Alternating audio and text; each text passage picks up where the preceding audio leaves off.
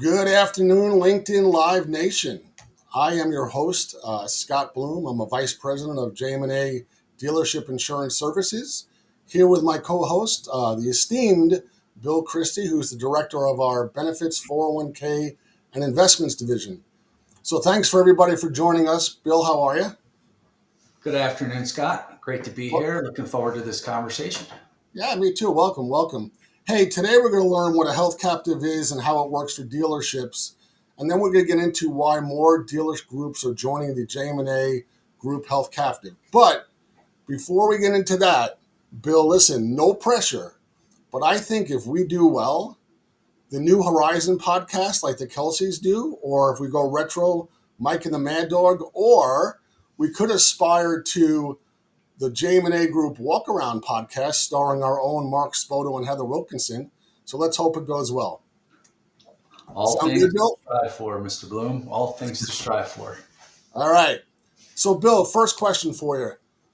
Tell me in layman's terms, what is a health captive? Yeah, first and foremost, Scott, this is a great opportunity to have this conversation, as I mentioned, because that's the question we hear from our dealers on a fairly frequent basis when they hear we've released a health captive through JM&A Group. So, in its purest forms, if you think about it, a health captive is essentially it's a type of self-insurance arrangement where you bring together a group of companies to form their own insurance company, and in this case, provide health insurance benefits for their employees. So we obviously target the automotive dealership community. They're our partners. And in hearing from them, the constant feedback we got was, isn't there another way? We self-insure a lot of our other businesses. Isn't there a way to do that with health insurance in a self-insurance capacity? So So, Bill, that's really where the birth of the health captive for us came from. And that's really the design and structure. And I'll go into a little bit more detail on what makes our captive a little bit different. but before we go there, Bill, how does it differ from a traditionally fully insured plan? So essentially, for a fully insured plan, you're relying on an insurance company to underwrite the risk, to set the rates, to design the structure and the plan. With the self-insured program, like our health captive, I would say the big pieces you gain are control. You gain control over plan design. You gain control over how it's structured. What do the copays and deductibles look like? You gain control over the cost structure. So you understand and agree to the components that make up the cost piece. And then lastly, you gain control of transparency. You will see your claims data. You will see all the information inside of it. If you're in a traditionally fully insured health insurance program, you really don't have any of those capabilities. You're more or less dictated to by four major companies that dominate the marketplace, and they set the rates. They pretty much create the design for the structure of the program for your group. They dictate what the renewals are going to look like. So you really lose a lot of that control piece, which is what you gain on the self-insured side. And then, one of the last pieces of the puzzle is it's an opportunity to save significant dollars in terms of what you're paying in premium today in a fully insured program versus a self-insured program. Got it. Hey, so why are dealerships making the switch? What's the common pain points? Common pain points are some of the ones that I've mentioned already, which is getting renewals of anywhere between 9 and 12% consistently every year. In some cases, those renewals are considerably higher, with very little explanation as to where they came from and how they're structured. Second pain point is limitations. A lot of times you have a network that you have to stay within to maintain a cost structure. Anytime you go out of that network, it increases the cost, especially for the employee, considerably. And then lastly, as I mentioned, plan design. Being able to design your own plan is something that dealerships have asked us about. Can I choose my own deductible? Can I choose a little bit more of the self-insurance side? Those are the things that you gain in terms of flexibility and control within a self-insured space like our health captive. Can you touch on the shared risk, share reward portion of this? Yeah, so if you think about structurally, there's three components within a health captive. As I mentioned, you bring together like-minded members, so you've got multiple companies joining, and they're members of a group captive. And there's three main components, or what we like to call layers, built within the captive. So essentially, you've got the first bottom layer, which is the self-insurance piece, which each dealership chooses independently of the captive what level of self-insurance they want to take on. What does that risk look like? For some dealerships, they're willing to swing for the fences and take a little bit more risk for a better back-end reward. And other dealerships may say, you know what, I'd like a slow and steady approach. I'm not willing to take as much risk. So I choose this deductible or this level of self insurance for my employee base. The beauty is in our program, you choose that design, it's not dictated to you. In the second layer, you've got a captive or a group captive layer, I should say. And that's really where each dealer member puts equity dollars in the form of premium into that captive layer to then be shared across the group. So when claims go higher and above that deductible layer, the group captive layer then kicks in and offsets some of that risk. So you got pooling of risk within that captive group layer. And then lastly, in terms of mitigating risk for those high cost claims, we bring in a layer of reinsurance. So for claims, let's say over $300,000 in most cases, reinsurance then kicks in and picks up the cost of that claim until the claim is fully paid off. So we've built in layers, which makes it different from pure self-insurance. That helps mitigate some of the risk, helps pool some of the cost structure as well as risk sharing. And then, as I said, takes care of those high out of pattern claims that can get very costly over time. Excellent. So for those who might know, JM&A Group rolled out their own health captive, our health captive, I should say. And so, Bill, why is our health captive different than all others? Yeah, it's a great question, Scott, because our focus is probably different in the creation of the program. So, as you can imagine, it took many months to kind of put the whole program together. We hired outside consultants who did a tremendous job for us in the design. But from the beginning, the focus was always about our dealership partners as well as the end user, which is the employee.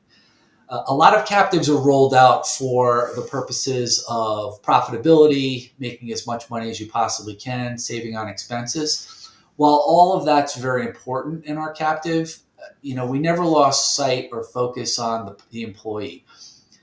The expectation was is that we were going to create a program that does save dealerships money, that ultimately returns some of those surplus profits back to the dealerships, but most importantly, forms a better level of care for each end user, in this case, the employee.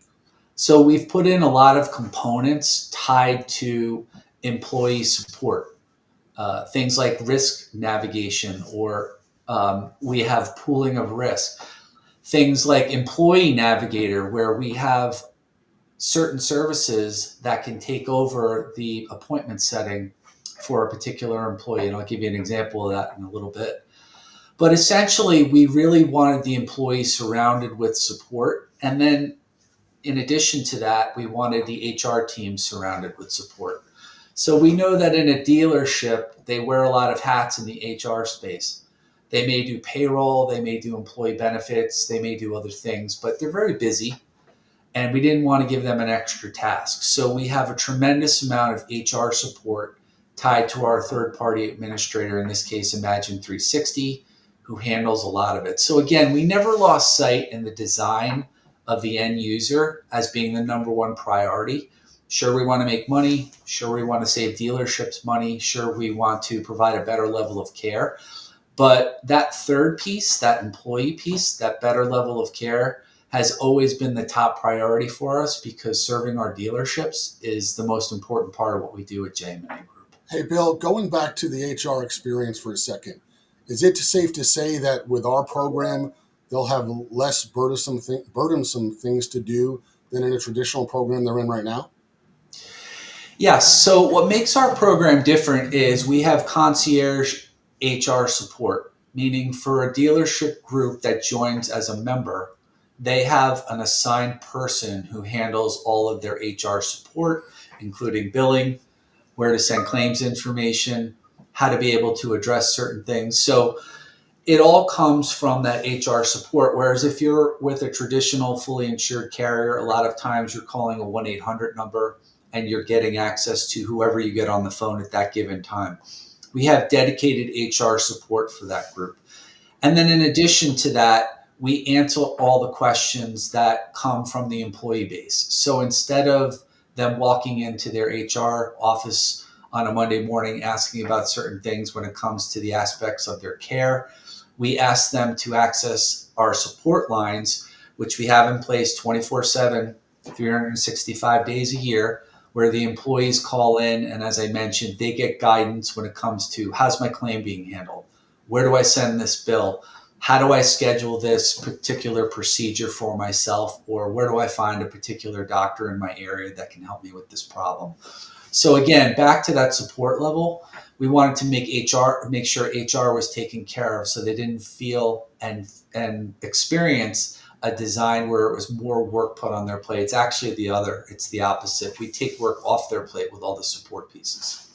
Great, Bill. So tell me about let's go into the employee experience. So the employee experience is really because it depends upon what the employees need. When it comes to scheduling care, we like to use the term white glove concierge service. So if I go to my doctor tomorrow and my doctor says, we'd like to get a CAT scan, an MRI, a stress test done, a lot of times they give you several different facility numbers and you're kind of on your own as the employee. Within our program, what we ask the employee to do is look at the back of your card, your insurance card, dial that 1-800 number, and then toggle through. And we're going to help you not only find a doctor in your area, we're going to help you schedule that appointment and create a timeline for that service to be done for you. So we give you a lot of navigation and assistance with that employee navigator, that patient navigator piece that's going to help you navigate care. If you know the doctor that you want to go see, simply call in before your procedure and we will work to reach out to that facility, set up the billing. We'll put together all of the information so that you as the employee walk in the door for your appointment and they already know who you are and they already know what insurance you already have. So again, being proactive is the key with our program. And that's where, again, we try to assist the employee at all avenues of appointment setting all the way to caregiving. So if I heard you correct, if I need a shoulder replacement, they're going to tell me, hey, here's 4 doctors that you could go to. This one has a $500 deductible. This one has a $5,000 deductible. Which one would you prefer? And the one I pick, they'll set an appointment up for me? That's correct. So it's pure choice.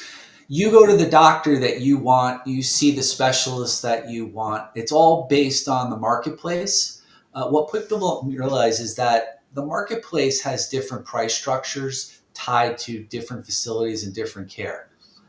Each one of those benefits the employee, but in some cases, some of those benefits don't benefit the employee; they benefit the insurance company. In this case, truly fully insured programs. So with our patient navigator and shopper program, you have pure choice. You go to see the doctor and maybe you pay that $5,000 deductible because that's the best doctor in the area. That's the specialist that you want to see. But if you utilize some of the facilities and the structure that we have in our program, you can actually see possibly a low to no out-of-pocket copay. But we give you the choice because we don't have a network system. So in most cases, as I mentioned before, the structure and components of a fully insured program limits you to a network. We let you go to see the doctor that you want. We give you the choices and allow you to make those choices. And then each one of those choices will come with a different price point so that you have the ability to receive the best care that's available in the area. And it's never going to be worse care than you would get normally. It's just you might pay less, or the plan in this case would pay less, and you might have a low or a no out-of-pocket deductible. That sounds great, Bill. What does the onboarding look like? Onboarding is really what we specialize in. So we bring out onboarding teams to come into your dealership, you choose the platform. We can either do virtual onboarding, where we enroll your employees one at a time. We run through their layers of risk, what they're looking to accomplish from their coverage, and then we choose the ability for them to select the plan that they want. In addition to that, for those folks who maybe aren't in the office all the time, we have a virtual option where we can enroll either before or after hours or even during lunch hours throughout the course of the day. For some of our old fashioned dealerships, they like to do enrollments on paper. We still have the ability to do that, a little bit less efficient, but it does afford us the ability to do that. So, again, you as the dealership community, you design the enrollment that you want, whether it's in your dealerships, which most prefer, or a virtual option, which we absolutely can support and do on a regular basis. But you have the choice to really have the enrollment look like what you want it to look like. That's great. Hey, take me back. If I'm a dealer group and I say, you know what, my renewal is 9/1, when then should they start talking to us? And what is really not only the onboarding, but who can qualify? Yep. So we really like to start talking to them now. So we're at the end of April. That gives us a nice glide path to be able to first and foremost evaluate the financials. So we will collect a fair amount of data from each dealership who looks to enter in the captive. And why we do that is we want to evaluate the risk. We want to run through their census data, find out who's on the plan, who's participating as a dependent of the plan, and then we look at as much claims information as we can get. The nice part about our world now is with AI, we're able to evaluate claim information and get a lot of data through systems. But whenever we can get high cost claim values from a prior year or the prior 2 years, or in some cases for our largest groups, very intricate and detailed claims data, it helps us price out the plan. So we evaluate all of those numbers, we go through all of the financials, and then we present a quote to the dealership. And we'll do a side by side comparison of their existing plan versus the projections in the captive program. What that gives them is that transparency piece where they're going to see everything from commissions to administrative costs to the cost of insurance to projection of claims. We're also going to show them a good, better, and best scenario. So because we purchase aggregate insurance inside of our program, we're able to show them, what if we had another pandemic and a bunch of your people got really sick within the plan? What does that look like from a worst case scenario? So the dealer always knows what that worst case scenario can look like. But then we also take those claims and we run them through and show them, basically, if you follow the same claims pattern as you have had before, this is what we're projecting from a very conservative component of what your claims will look like in the future. We know we can save the dealerships significant dollars in their RX spend, which is actually becoming 60 to 70% of an overall plan cost. So we can rerun their RX data for all the folks who are on regular prescriptions and show them with our RX program what the savings can look like, which generally end up being somewhere in the 80 to 90% savings rate of what they're paying today. Because we source internationally, we can go all over the world for the same medications. So it gives us the ability to really do a lot of different things and pass those savings on down to the dealers. At the end of the day, all of those components end up being a really value add because the dealer gets to see what the numbers are and where they come from, and then they can make an educated and informed decision about moving forward. But to kind of bring it all the way around, we'd like to get about 3 months out before your renewal date because it gives us enough time to run the numbers, to present the structure, to answer a lot of questions, and then ultimately to enroll your folks prior to that renewal date. Hey, Bill, I know a lot of people listening probably want to know what are the savings that we're seeing as we sign up these dealerships? Yeah, it's one of the exciting components, Scott. So we're seeing savings of anywhere between 15 and we've seen up to 30% savings off of their traditional plans. And the reason being is that because of the cost containment structure within our health captive, we're able to do things like reprice claims, We're able to reprice their RX spend. But we're also able to see if we take advantage of some of those shopping components where we can go to the marketplace and find high care, or I should say high quality, low cost care providers. We know that we're going to save them significant dollars because we've got things like high performance networks already in place. The benefit of working with Imagine 360 is they bring 20 years of experience in the self-insured space. So they have tons of claims data. They also have over 1,000 companies countrywide that they currently work with. So we can see in a given area what the claims experience looks like and help project that out for our prospective dealership members. And Imagine 360 is our third party administrator, correct? That's correct. The reason we went with them was the vast experience they bring in the self-insured space, specifically in the automotive space. So they work with large automotive groups around the country, and we're able to, again, take a lot of their learnings over the years, take a lot of the programs that they put in place.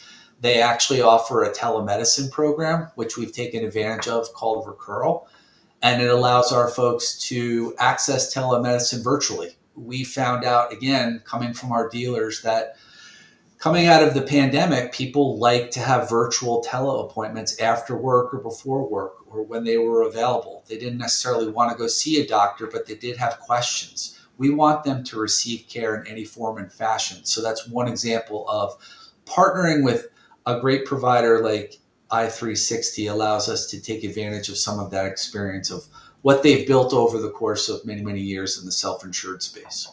So, Bill, not everybody qualifies, right? We've had to, unfortunately, tell some dealerships not this year, maybe next year, based upon claims experience. Can you explain why?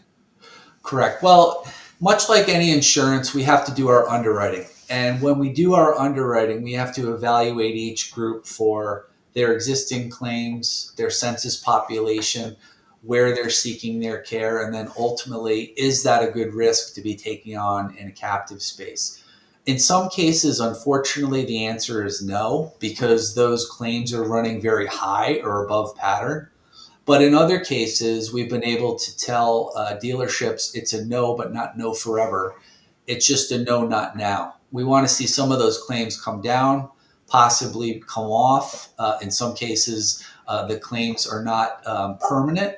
They're also just experience claims. So we want to know kind of what it looks like within the group when we do our underwriting. We can't take on all risks, although we would like to, but for the health and betterment of the captive group and the other members as a whole, we have to do our due diligence in underwriting. And as I said, sometimes it's a no, but in most cases, it's a no, not now. Let's look at you in 6 months, a year, 2 years, and then we can reevaluate it. So we have that ability to be able to do that through our groups, and we think it's to the betterment of the membership group, it's to the betterment of the captive, and then ultimately, if those members who we say no to now join us later on, it's a healthy, productive, well-financed captive group because we've done our job on the underwriting side.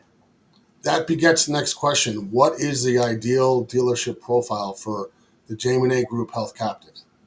So we have a lot of flexibility when it comes to ideal size. We like to say we want to talk to dealership groups of 75 employees on their program and above. But when I say flexibility, with our reinsurance group, we have the ability to go all the way on down to 25 members. Not an ideal group because one or two claims can really throw the pricing off. But if we can get into that 50, 75, 100 person group, it allows us to really do good underwriting, to get a lot of claims information, to be able to underwrite correctly. And then we can go all the way up to groups of over 1,000. We're currently in the process of working with several groups of over 1,000 employees. So there's really no limitations. On the downside, we'd like to start at 75, but we can certainly go below that. And on the upside, we can go well above 1,000 into the many thousands and then evaluate from there. So we have a lot of capacity within our system. I would say our sweet spot, is anywhere between 250 employees up to 1,000. Thanks, Bill. So to recap, give me 3 points why you believe that the JM&A Group Health Captive stands out amongst the others. Yeah, I think what makes it different and again very unique is that we made the employee the center of everything that we do. So a lot of those support systems that I mentioned, whether it was for the employees or HR, were put in place from the very beginning. It made sure that that was a top priority of what we did. Secondly, certainly profitability and return of surplus back to our dealerships is a top priority. They're our partners, not only in this area, but in other lines throughout the course of the company of JM&A Group and JM Family. So we wanted to make sure that if there's an opportunity to return dollars back to our dealers through underwriting surpluses, we could do that as well, and we make that a top priority. And then lastly, it really was to provide a stable platform where we could save costs on premiums, which then those cost savings would trickle on down to the employee. In future years, return a dividend on our surpluses that we build out in the captive itself. But probably the most important piece outside of the employee support is dealership members are our partners. They will help us drive the direction of the captive. We'll have things like steering committees where we will listen to them and they'll tell us what direction they want certain areas to go in, or what changes they want us to make, or what additions they want to the healthcare that we provide through the captive program will be.